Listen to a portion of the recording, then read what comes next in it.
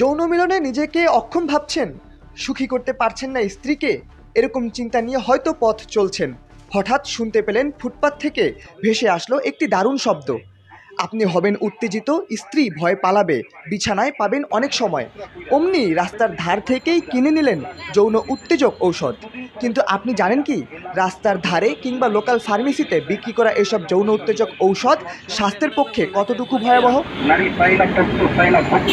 Kidney বিকল করা থেকে শুরু করে হার্টের ব্যাধি সহ বড় ধরনের রোগ হতে পারে এসব যৌন উত্তেজক ঔষধ গ্রহণ করলে।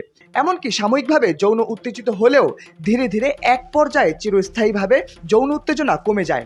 নিয়মিত যারা এসব যৌন উত্তেজক গ্রহণ করেন তাদের মৃত্যু ঝুঁকি অন্যান্যদের চাইতে অনেক বেশি। এদিকে বিষাক্ত কেমিক্যাল দিয়ে তৈরি করা এসব অবৈধ যৌন উত্তেজক ঔষধ তৈরি করা হচ্ছে বিভিন্ন ল্যাবে। এসব নির্মূলে চলছে আইন শৃঙ্খলা রক্ষাকারী বাহিনীর অভিযান। রোববার বিকেলে ময়মনসিংহ নগরীর ধোপাখোলা উমেদ আলী সড়কের একটি আবাসিক ভবনে অভিযান চালিয়েছে সেনাবাহিনী ও জাতীয় ভোক্তা অধিকার সংরক্ষণ অধিদপ্তর। এ সময় একটি প্রতিষ্ঠানে তারা হদিস পেয়েছে যৌন উত্তেজক ঔষধ সহ লেবেলহীন আরও নানা জাতের সিরাপ ও ট্যাবলেটের।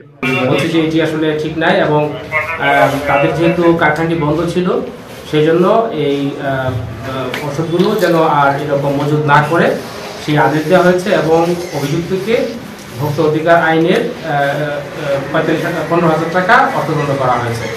মূলত আশেপাশের ফার্মেসিগুলোতে বেশি লাভে বিক্রি করার উদ্দেশ্যে এসব ঔষধ তৈরি করা হয়।